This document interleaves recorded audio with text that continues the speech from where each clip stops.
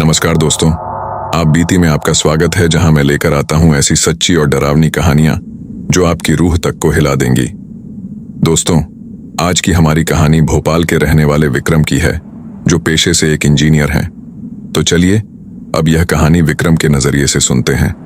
कहानी शुरू करने से पहले अगर आप हमारे साथ नए जुड़े हैं तो चैनल को सब्सक्राइब कर लीजिए, ताकि हमारी हर अगली कहानी सीधे आप तक पहुंच सके। और अब बिना किसी देरी के चलिए आज की इस खौफनाक कहानी की शुरुआत करते हैं। नमस्कार दोस्तों, मेरा नाम विक्रम है और मैं भोपाल का रहने वाला हूं। जैसा कि आपको पहले बताया गया है कि मैं पेशे से एक इंजीनियर हूं, और इसी वजह से मेरा काम ही ऐसा है कि मुझे बार बार काम के सिलसिले में अपने घर से बाहर और अपने शहर से दूर जाना पड़ता है। मुझे इंजीनियरिंग का काम करते हुए लगभग 10 साल हो चुके हैं। आज जो डरावनी घटना मैं आपके साथ शेयर करने जा रहा हूं, वह उस वक्त की है जब मैं नया नया इंजीनियर बना था और पहली बार अपने शहर से इतना दूर काम के सिलसिले में गया था। लेकिन जब वह घटना मेरे साथ हुई, उसके बाद मैंने कई दिनों तक अपना काम छोड़ दिया था। मैं अपने घर से बाहर ही नहीं निकलता था, क्योंकि जब भी मैं अकेला होता था और अपनी आंखें बंद करता था तो मुझे मेरी आंखों के सामने सिर्फ वही डरावना दृश्य नजर आता था। मुझे उस डरावने हादसे से उभरने में कई दिनों का वक्त लगा। आज तो मेरे अंदर इतनी हिम्मत आ गई है कि मैं आप लोगों से उस डरावनी घटना के बारे में विस्तार से चर्चा कर सकता हूं। लेकिन जब यह घटना मेरे साथ हुई थी, उस वक्त तो जब भी मैं किसी से इस घटना के बारे में बात करता था या कोई मुझसे इस घटना के बारे में पूछता था, तो मेरे हाथ पैर अचानक से कांपने लगते थे। मुझे ऐसा लगता था कि जैसे वह अभी भी मेरे आसपास ही हैं। लोगों को उसके बारे में बताते हुए मुझे ऐसा महसूस होता था कि वह मुझे देख रही हैं और सुन रही हैं, और इन लोगों के जाते ही वह मेरे ऊपर फिर से हमला कर देंगी। पता नहीं, उस वक्त मेरे अंदर एक अजीब तरह का डर बैठ गया था, जिसे आम भाषा में लोग फोबिया कहते हैं। अगर हम किसी चीज से ज्यादा डरने लगते हैं तो हमें उसका फोबिया हो जाता है। शायद उस वक्त मुझे भी उस डर का फोबिया हो गया था। दरअसल उन दिनों में अपने शहर के आसपास ही छोटे मोटे काम देख रहा था, लेकिन पहली बार मुझे एक बड़ा कॉन्ट्रैक्ट मिला, और वह कॉन्ट्रैक्ट दार्जिलिंग का था। वह कॉन्ट्रैक्ट इतना बड़ा था कि उस पर काम करने के लिए मुझे 7-8 महीनों तक वहीं पर सेटल होना था, क्योंकि बार बार घर आना जाना मुमकिन नहीं था। इसलिए मैंने तय किया कि जब तक वह काम खत्म नहीं होगा, मैं वहीं पर कोई किराए का मकान लेकर रहूंगा। लेकिन मुझे इस बात का जरा भी अंदाजा नहीं था कि मैंने यह किराए का मकान लेने का फैसला करके अपने जीवन की कितनी बड़ी गलती कर दी थी। मुझे इस बात का एहसास भी नहीं था कि मुझे इसे गलत फैसले का कितना बड़ा नुकसान उठाना पड़ेगा। जब मुझे वह कॉन्ट्रैक्ट मिला था तो मैं बहुत खुश था, क्योंकि वह कॉन्ट्रैक्ट इतना बड़ा था कि पूरे साल जितना काम करके जितना मुनाफा होता, उतना मुझे सिर्फ इस अकेले कॉन्ट्रैक्ट से मिल रहा था। इसलिए मैंने इस काम के लिए हाँ कर दी थी। मैंने सोचा कि 4-5 महीनों की ही तो बात है। जैसे ही काम खत्म हो जाएगा, मैं वापस अपने शहर और अपने घर लौट आऊंगा। इसके बाद एक दिन मैंने अपना सारा सामान पैक किया और शाम वाली ट्रेन से दार्जिलिंग के लिए निकल पड़ा। वहां पहुंचने के बाद मुझे जो एड्रेस दिया गया था, मैं उस पर पहुंच गया। सामने वाली पार्टी ने मुझे सारा काम समझा दिया, लेकिन मेरे लिए सबसे बड़ी दिक्कत काम से ज्यादा मेरे रहने की थी। तभी मैंने सामने वाली पार्टी को कुछ नहीं कहा और उनसे काम समझने के बाद उन्हें कल आने का बोलकर वहां से निकल आया। अब मुझे वहां एक किराए के कमरे की तलाश थी। तभी मैं रेलवे स्टेशन के पास ही एक सड़क पर अपना सामान लेकर इधर उधर घूम रहा था, ताकि कोई ऐसा आदमी मिल जाए जो मुझे किसी किराए के मकान तक पहुंचा सके। अभी मैं इधर उधर घूम ही रहा था कि तभी मुझे सामने एक छोटी सी दुकान दिखाई दी। उस दुकान को देखकर मैं उसके पास गया। मुझे शुरू से ही जब मैं किसी टेंशन में होता हूं तो सिगरेट पीने की आदत है, और इसीलिए मैं उस छोटी सी दुकान पर जाकर एक सिगरेट मांगता हूं। तभी मैं देखता हूं कि उस दुकान पर किसी आदमी के बजाय एक औरत बैठी हुई है, जो वहां पर अपनी दुकान चला रही थी। तभी मैं उस औरत से पूछता हूं, क्या मुझे यहां पर रहने के लिए कोई किराए का मकान मिल सकता है? मेरे मुंह से यह बात सुनकर उस औरत के चेहरे पर अचानक से एक मुस्कान सी आ जाती है। वह मुझसे कहती है, हाँ साहब, क्यों नहीं, आपको मकान जरूर मिल जाएगा। वह मुझसे कहती है, किराए के मकान तक तो मैं अभी आपको पहुंचा दूंगी, लेकिन आपको उसके लिए मुझे भी कुछ टिप देनी होगी। उस वक्त तक मैं काफी ज्यादा थक चुका था, इसलिए मैंने उससे कहा, ठीक है, मैं तुम्हें इसके अच्छे खासे पैसे दे दूंगा, पर तुम मुझे अभी किसी रहने लायक मकान तक पहुंचा दो। फिर उसके बाद वह औरत फटाफट अपनी दुकान से बाहर आती है और अपनी दुकान को बंद कर देती है। उसको इस तरह से अचानक दुकान बंद करता हुआ देखकर मैंने उससे कहा, अरे, आपने अपनी दुकान क्यों बंद कर दी? तभी वह मुझसे कहती है, मेरे घर वाले आज घर पर नहीं हैं और मैं अकेली ही दुकान चला रही हूं। अब अगर आपके साथ जाकर आपको मकान दिखाकर आना है तो फिर पीछे से दुकान को खुला नहीं छोड़ सकती, इसलिए इसे बंद कर रही हूं। उस औरत की वह दुकान देखने में बहुत ही छोटी थी। वह एक लकड़ी से बना हुआ छोटा सा खोखा था। अपनी दुकान को बंद करने के बाद वह औरत मेरे आगे आगे चलने लगती है और मुझसे कहती है, आप आइए मेरे साथ, मैं आपको मकान दिखाती हूं। उस औरत के ऐसा कहने के बाद मैं उसके साथ चल देता हूं। थोड़ी देर पैदल चलने के बाद वह मुझे उस सड़क से साइड में बनी हुई एक बिल्डिंग के अंदर लेकर जाती है और वहां पर मुझे एक मकान दिखाती है। उस मकान को दिखाकर वह मुझसे कहती है, यह मकान है, आप देख लीजिए। तभी मैंने उससे कहा, इसके मकान मालिक को तो बुलाओ, उससे पैसे और महीने का कितना किराया लेगा यह भी तो बात करनी है। तभी वह मुझसे कहती है, यह सब आप मुझ पर छोड़ दो, मकान मालिक अभी यहाँ पर नहीं है, वह घूमने के लिए कहीं बाहर गए हुए हैं और 3-4 दिन बाद आने वाले हैं। जब वह आ जाएंगे तो मैं उनसे बात कर लूंगी। यह कहकर वह औरत वहां से चली जाती है। लेकिन जब वह वहां से जा रही होती है तब अचानक मेरी नजर उसके चेहरे पर पड़ती है।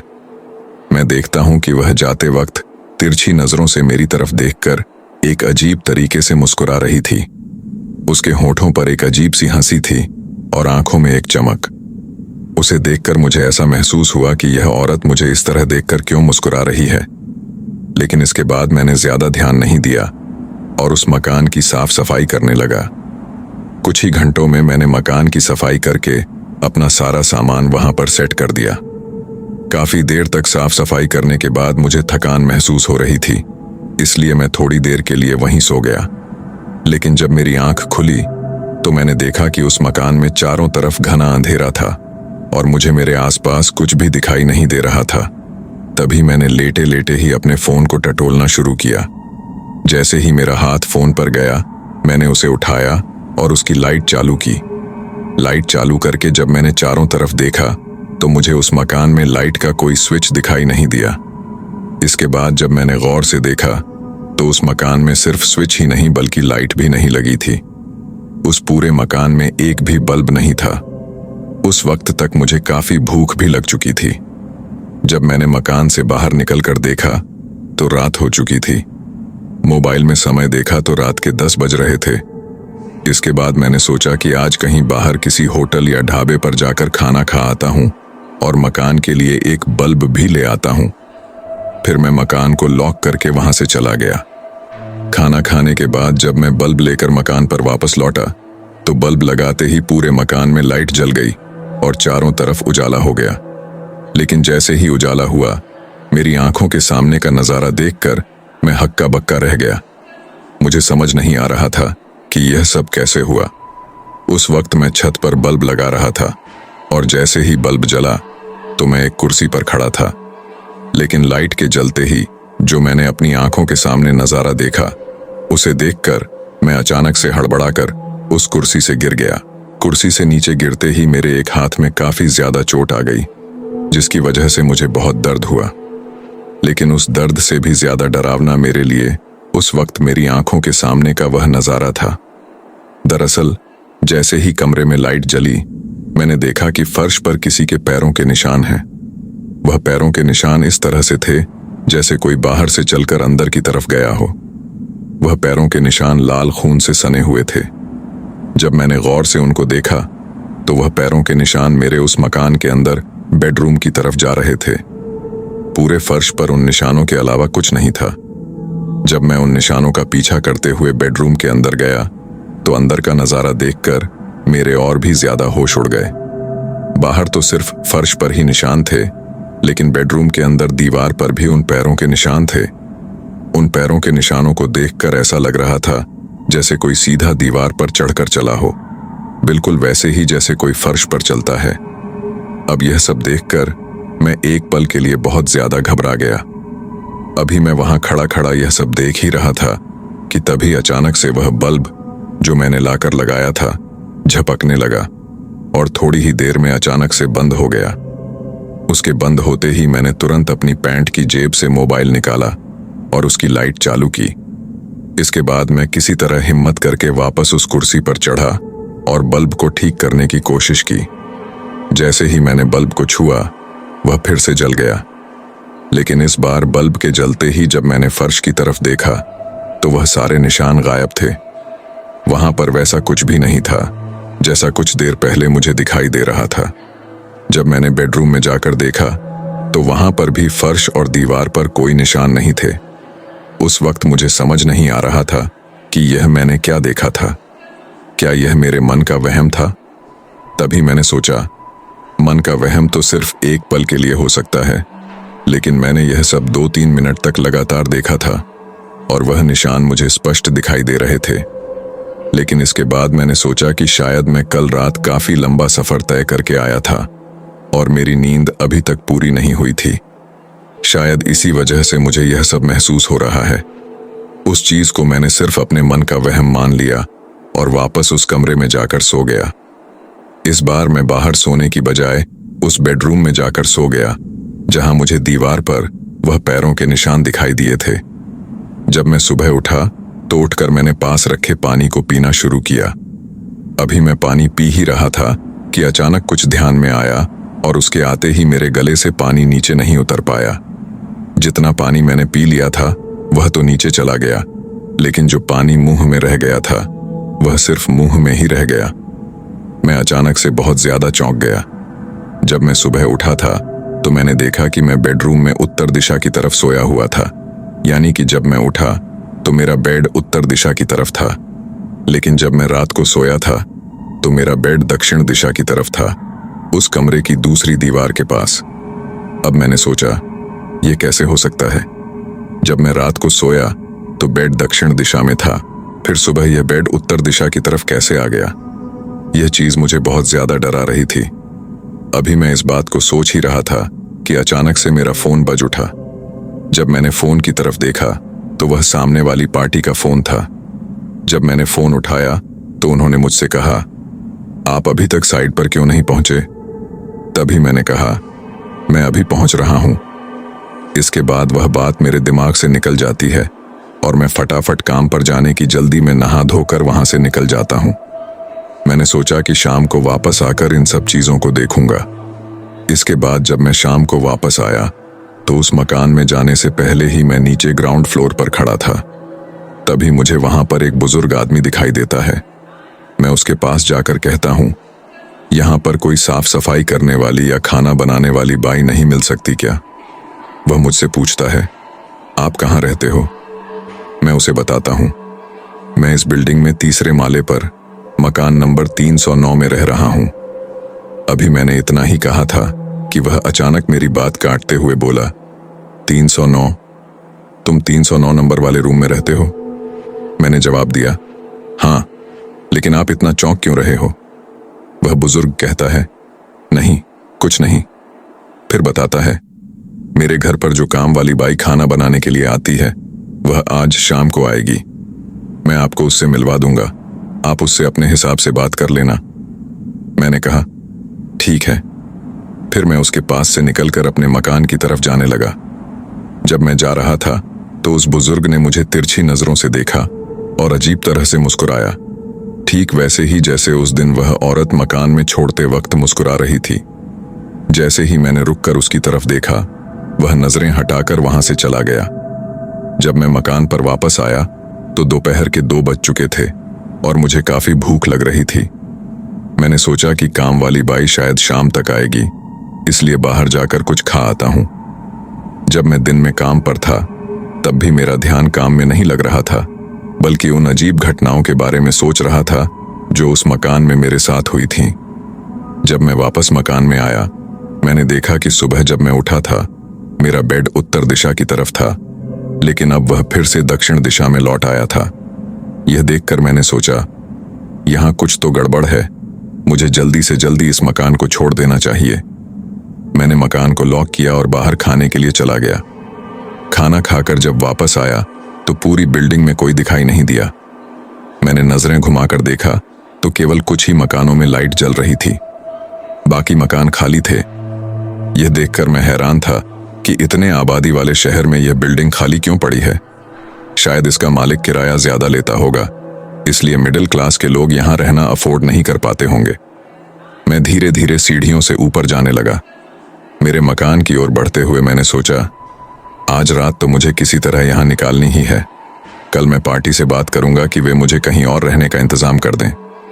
ये सब सोचते हुए मैं सीढ़ियों पर चढ़ ही रहा था कि तभी मेरे कानों में कुछ आवाज सुनाई दी। जब मैं तीसरे माले पर पहुंचा तो देखा कि मेरे मकान से आवाज आ रही थी। मैंने सोचा, मकान तो लॉक है, फिर अंदर से ये आवाज कैसी आ रही है। मैं दौड़कर दरवाजा खोला और अंदर देखा। सब कुछ नॉर्मल था और आवाज भी बंद हो चुकी थी। मुझे बहुत गुस्सा आया और मैंने मकान के अंदर जोर से चिल्लाकर कहा, अगर कोई है तो सामने आओ। इस तरह परेशान करने से क्या मतलब है। अगर कुछ चाहिए तो वैसे आकर बोलो। अभी मैंने इतना ही बोला था कि तभी बाहर दरवाजा खटखटाने की आवाज आई।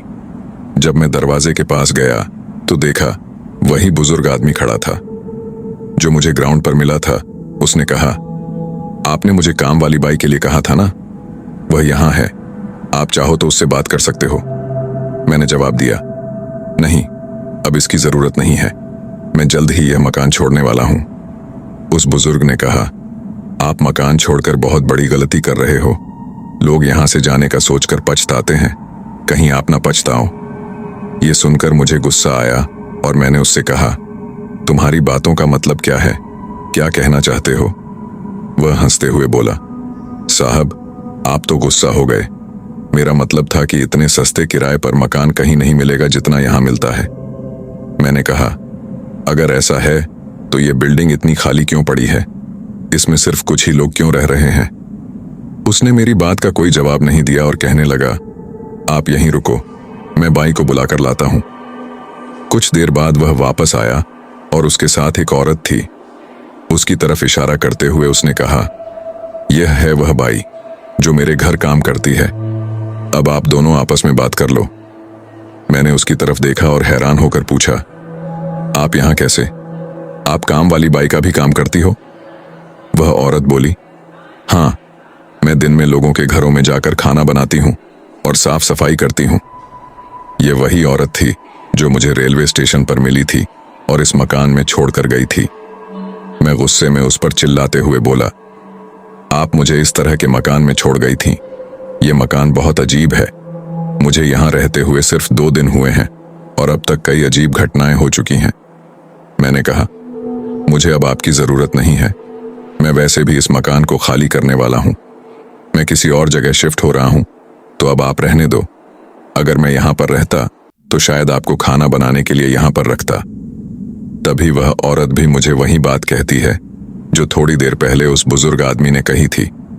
वह मुझसे कहती है, देख लो शहरी बाबू, यहां से जाने का सोचकर लोग बहुत ज्यादा पछताते हैं, कहीं तुम्हारे साथ भी वैसा कुछ ना हो।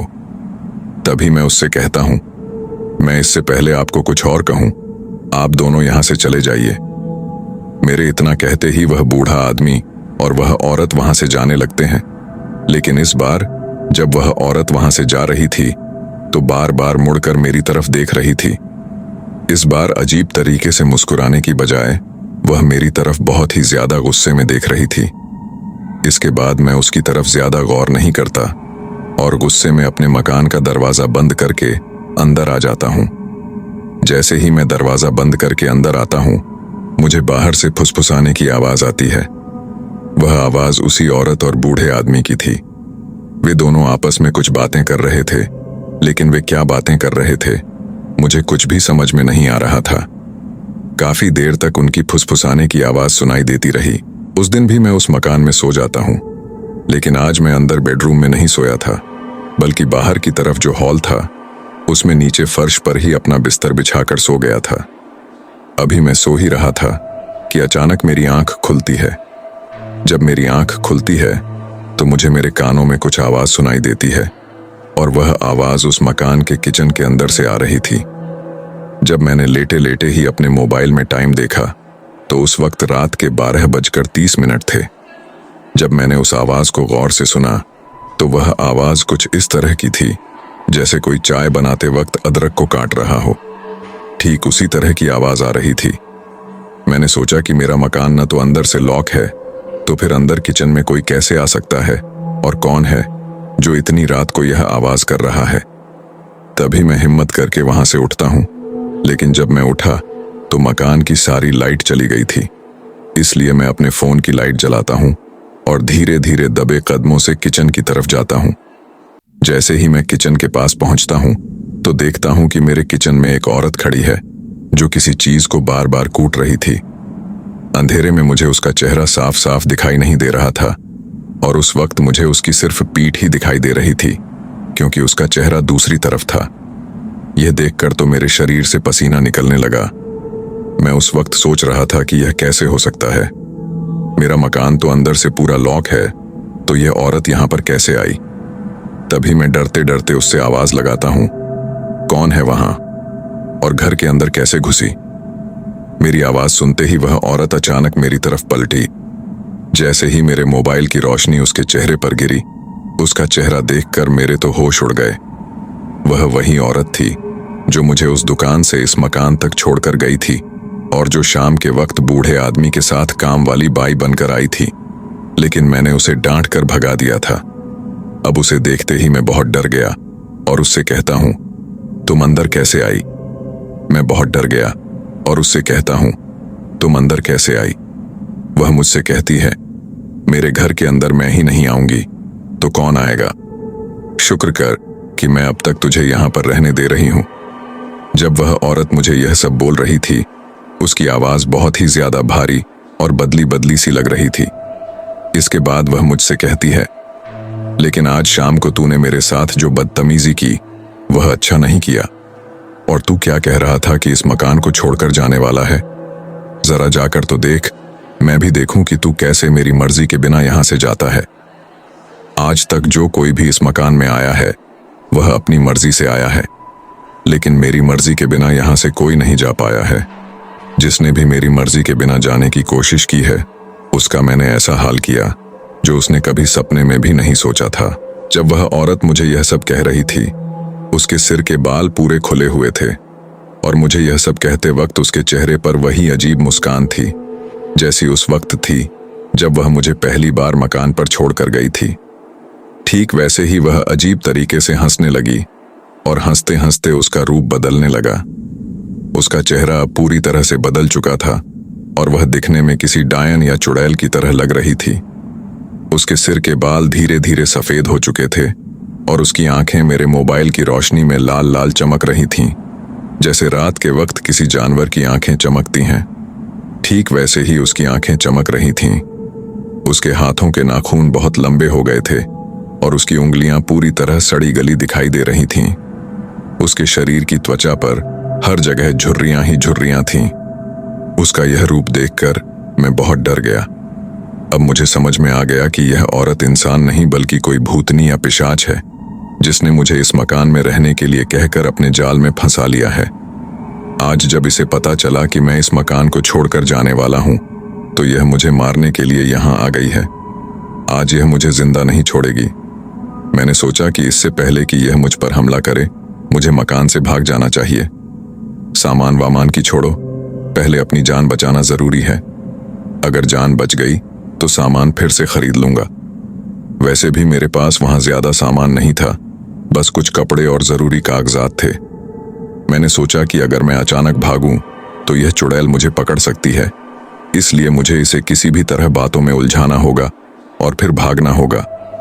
तभी मैं थोड़ी हिम्मत करके उस चुड़ैल से कहता हूं, तुम्हें मुझसे आखिर क्या चाहिए? तुम मेरे पीछे क्यों पड़ी हो? मैं उससे यह कह ही रहा था कि तभी अचानक दरवाजे की तरफ दौड़ लगा देता हूं। पटाख से दरवाजा खोलता हूं और बाहर जाने की कोशिश करता हूं, लेकिन जैसे ही मैं दरवाजा खोलता हूं, किसी चीज से बहुत तेज टकरा जाता हूं और वहीं गिर पड़ता हूं। जब मैंने ऊपर देखा तो सामने वही बूढ़ा आदमी खड़ा था जो शाम को उस चुड़ैल को मेरे पास काम वाली बाई बनाकर लेकर आया था। मुझे इस तरह फर्श पर गिरा हुआ देखकर वह बूढ़ा आदमी भी अजीब तरीके से हंसने लगा। अब हंसते हंसते वह भी किसी भूत या पिशाच में बदलने लगा था।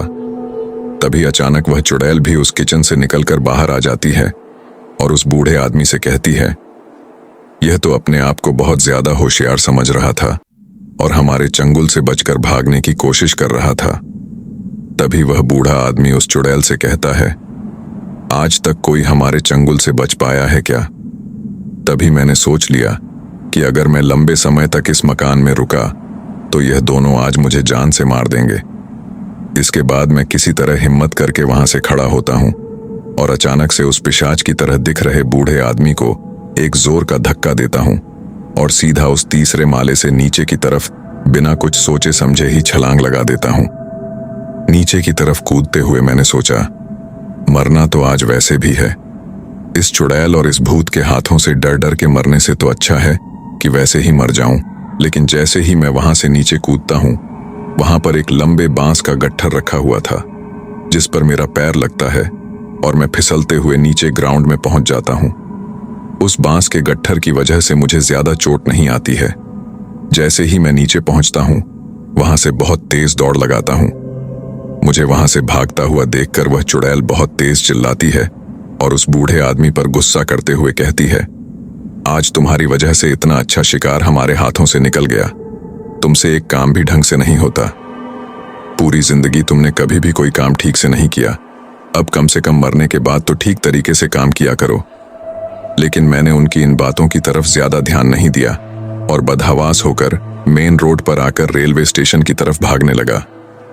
रेलवे स्टेशन के फोन बूथ पर पहुंचकर फटाफट मेरा जो ठेकेदार था उसे फोन लगाता हूं और कहता हूं, मैं इंजीनियर विक्रम बोल रहा हूं। तभी वह मुझसे कहता है, साहब बोलिए इतनी रात को कैसे याद किया? इसके बाद मैं उससे कहता हूं, मैं फोन पर ज्यादा कुछ बात नहीं कर सकता, लेकिन तुम फटाफट रेलवे स्टेशन पर पहुंचो। जब मेरा वह ठेकेदार रेलवे स्टेशन पर आता है तो मैं उसे कहता हूं, तुम जल्दी से जिस पार्टी के पास हम काम कर रहे हैं उसके पास चलो। हम लोग रात को ही उस पार्टी के ऑफिस में जाते हैं, लेकिन उस वक्त तक सभी लोग वहां से जा चुके थे। सिर्फ कुछ स्टाफ के लोग ही वहां मौजूद थे। तभी मैं वहीं पर रुकता हूं और सुबह होने का इंतजार करता हूं। मुझे इस तरह बदहवास हालात में देखकर ऑफिस के लोग भी मुझसे कई बार पूछते हैं, इंजीनियर साहब क्या बात है, आपकी यह हालत कैसे हुई? उस वक्त मैं उन लोगों को कुछ भी नहीं कहता हूं, लेकिन जैसे ही सुबह होती है और पार्टी के लोग वहां पर पहुंचते हैं, मैं उन लोगों को मेरे साथ हुई सारी घटना बताता हूं। जब मैं उन लोगों को ऑफिस में मेरे साथ हुई घटना बता रहा था, तभी उनका एक कर्मचारी अचानक बोल पड़ता है, साहब आप जिस बिल्डिंग की बात कर रहे हो वह तो काफी दिनों से खाली पड़ी है। मेरे कुछ रिश्तेदार भी पहले वहां पर रहते थे, लेकिन उनके साथ भी कुछ इसी तरह की घटनाएं शुरू हुई थीं, पर उन्होंने तो समय से पहले ही उस मकान को छोड़ दिया था। उसने आगे जो मुझे बताया, उसकी बात सुनकर मेरे तो पैरों तले जमीन ही खिसक गई।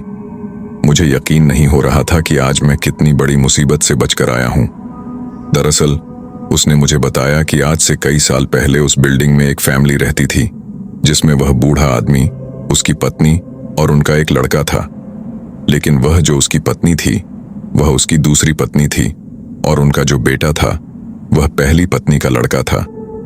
कुछ समय पहले ही उसकी पहली पत्नी की मौत हो चुकी थी। जब वह दूसरी पत्नी उस घर में आई तो वह उस लड़के को बिल्कुल भी नहीं चाहती थी। उम्र में भी वह उस बूढ़े आदमी से काफी ज्यादा जवान थी।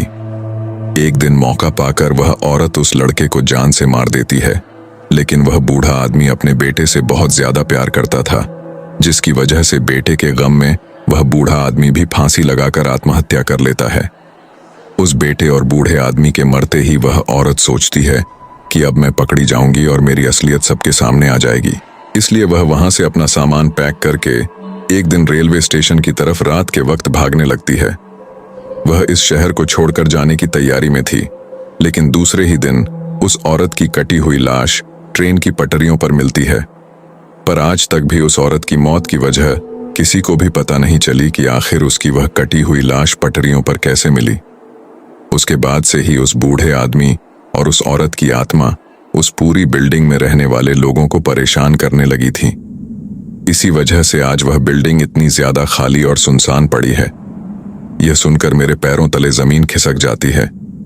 तभी मैं उस कर्मचारी से कहता हूं, फिर उस बिल्डिंग के कुछ घरों में जो लोग रह रहे हैं वे क्यों रह रहे हैं? तो वह मुझसे कहता है, वह लोग बहुत ही ज्यादा मिडिल क्लास फैमिली से हैं और उन लोगों ने अपने पूरे जीवन की जमा पूंजी लगाकर उस बिल्डिंग में मकान खरीदे हैं।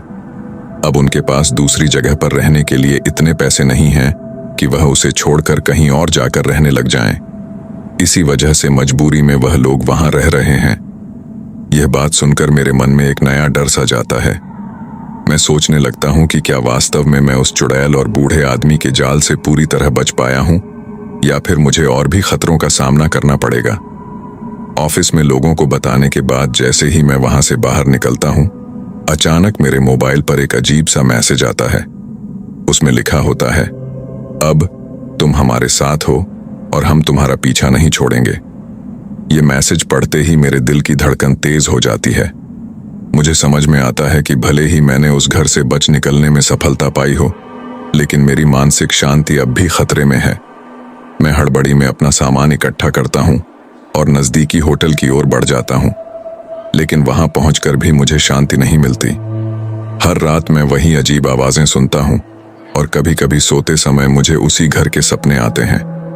ये देखकर मुझे लगता है कि शायद मैंने भूतिया ताकतों से बचकर बाहर निकलने में सफलता पाई है, लेकिन मानसिक रूप से मुझे अब भी उनसे पीछा छुड़ाना बाकी है। तो दोस्तों, यह थी हमारी आज की कहानी। आपको हमारी आज की कहानी कैसी लगी? कमेंट बॉक्स में कमेंट करके जरूर बताएं। बस आप अपना और अपने परिवार का ख्याल रखें और अगर अभी तक चैनल को सब्सक्राइब नहीं किया है तो कृपया चैनल को सब्सक्राइब कर लीजिए।